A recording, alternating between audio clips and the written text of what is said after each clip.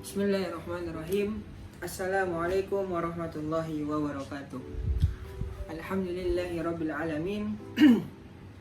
Alhamdulillahilladzi ja'ala al-qalama lil kitaba wal kitaba lil qira'ah wal qira'ah lil ma'rifah wal ma'rifah lil ibadah wal ibadah lillahi ta'ala.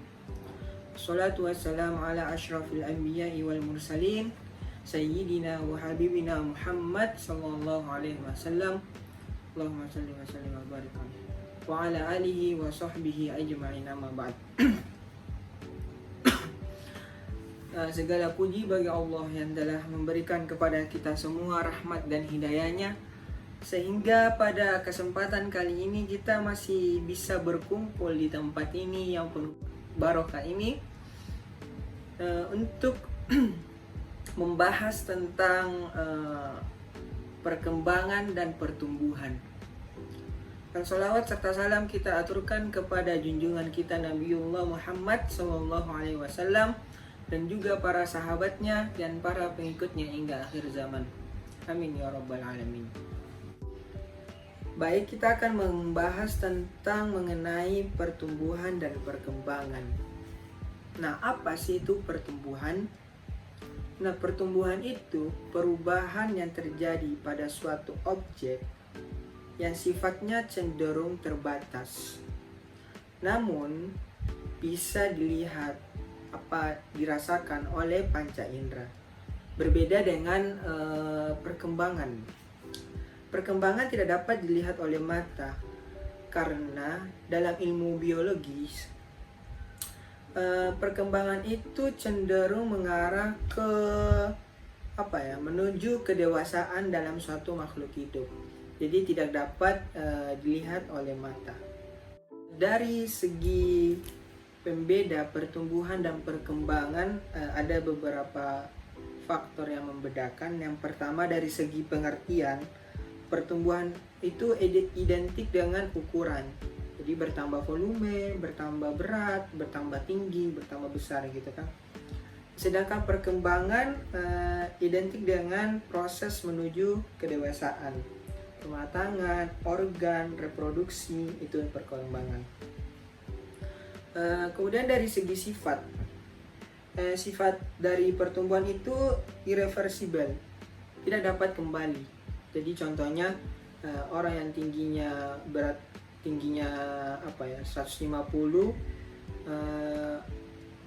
kemungkinan tidak bisa kembali lagi, contoh ke anak-anak 100 cm, tidak ya.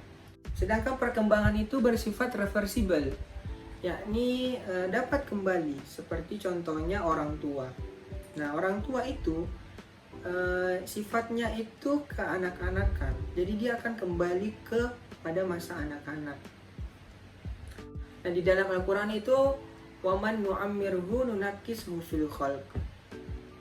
Sesuatu yang kita panjangkan umurnya itu akan kembali kepada usia dini, yakni sifatnya tadi itu orang tua tetapi sifatnya keanak-anakan.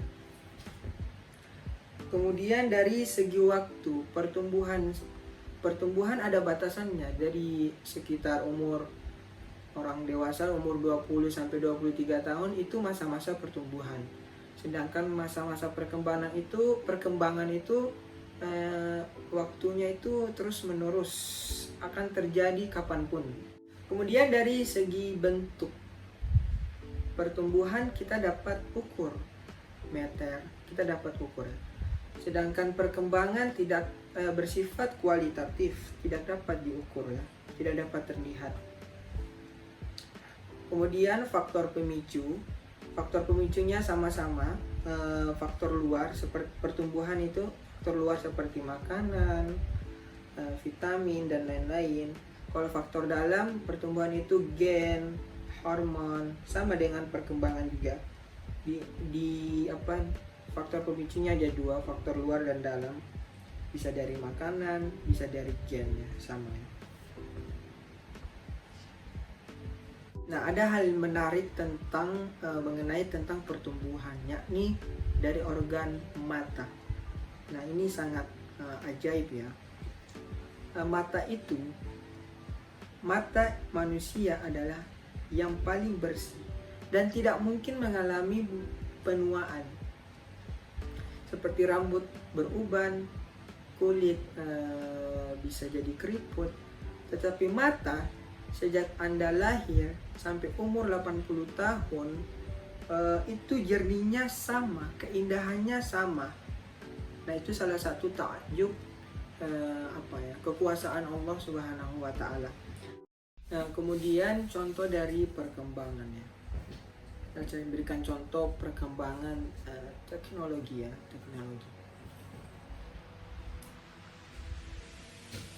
Jika kamu contohnya ya, jika kamu duduk saat makan malam atau kamu dalam rapat dengan seseorang, bersama seseorang atau dengan keluarga kamu, nah yang seharusnya kamu mendengarkan orang itu berbicara, tetapi kamu malah sibuk dengan gadget kamu, chattingan dengan orang yang saat itu tidak ada di ruangan itu, maka itu adalah masalah. Itu kecanduan ya, menurut pribadi saya. Tidak ada lagi rasa empati atau moral saat duduk bersama orang-orang di sekitar kita. Kita tidak menghiraukan lagi orang-orang yang ada di sekitar kita. Kita malah sibuk dengan HP, gadget kita sendiri. Yang pada intinya, yang seharusnya orang yang kita di samping sekeliling kita dengarkan pembicaraannya, kita respon, tetapi kita malah sibuk dengan bermain HP kita sendiri. Nah, itu salah satu perkembangan yang ada pada saat ini. Dan itu terjadi, sering terjadi ya, hal-hal seperti itu.